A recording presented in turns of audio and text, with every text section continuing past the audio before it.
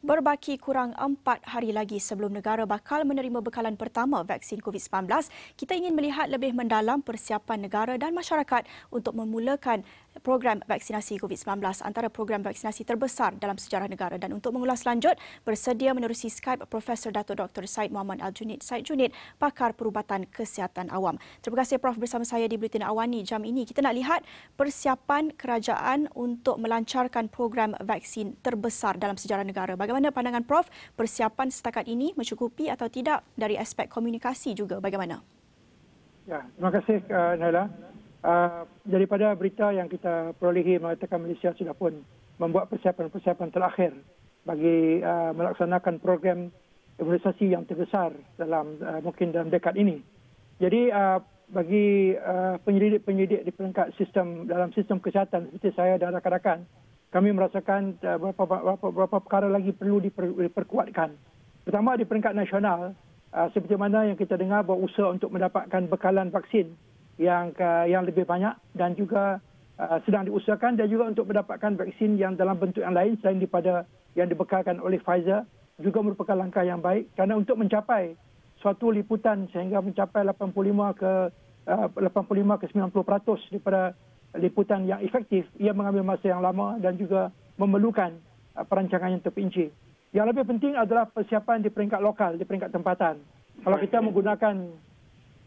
menggunakan staf ataupun kaki tangan daripada pusat kesihatan misalnya, kita mesti memastikan bahawa mereka ini bersedia dan juga mereka mempunyai dan juga pusat-pusat imunisasi ini mempunyai staf yang mencukupi.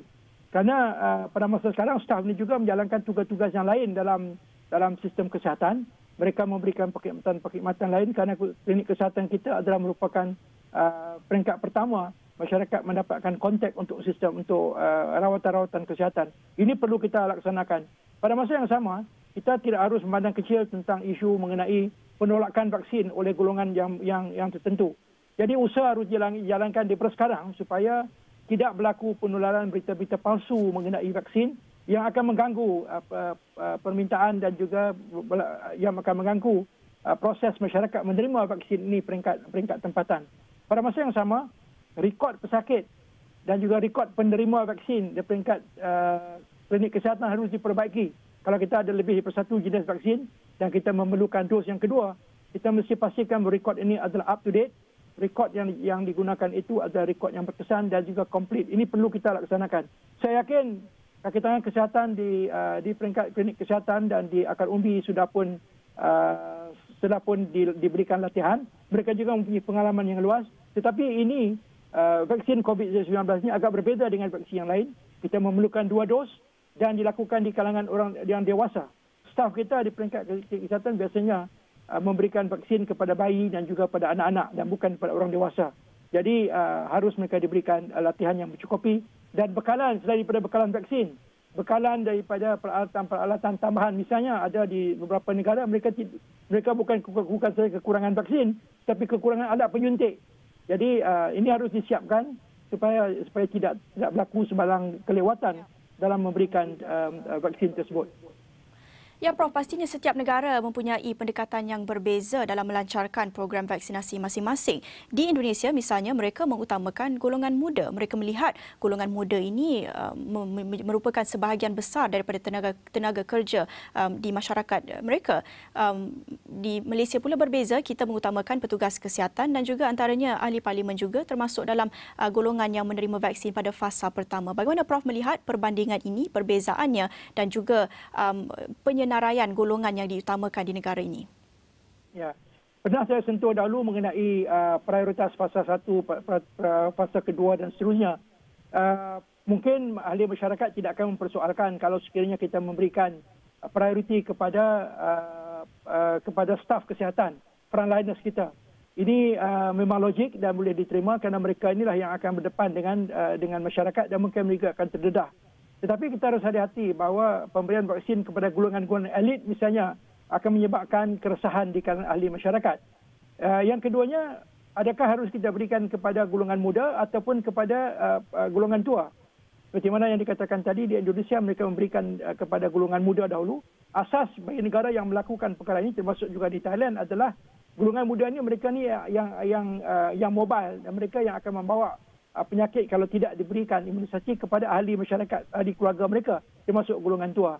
Jadi ini pendekatan yang berbeza dan saya rasa ada logiknya kita fikirkan begitu.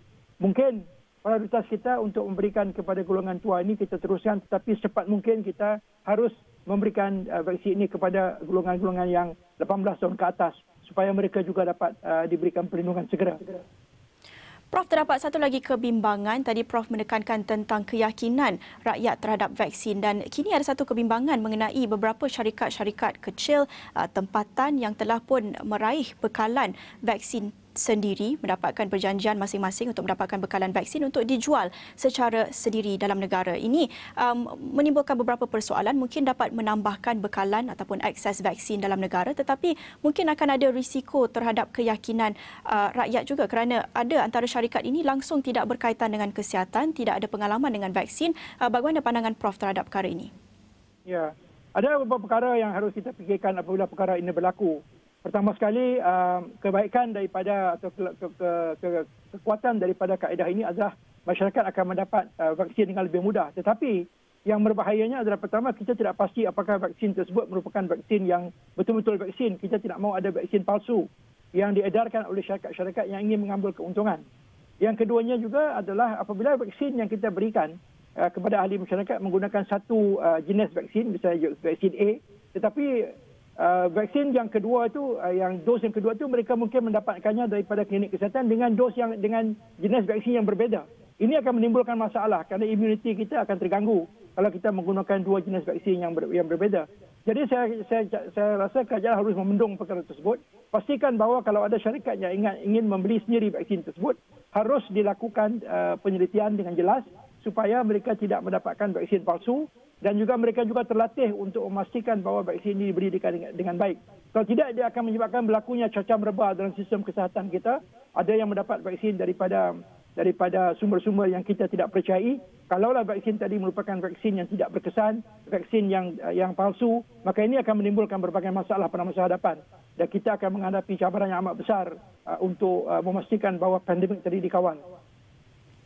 Baik, terima kasih Profesor Datuk Dr. Syed Muhammad Al-Junid. Syed Junid, pakar perubatan kesihatan awam, mengulas mengenai persiapan negara menjelang beberapa hari lagi menerima vaksin COVID-19.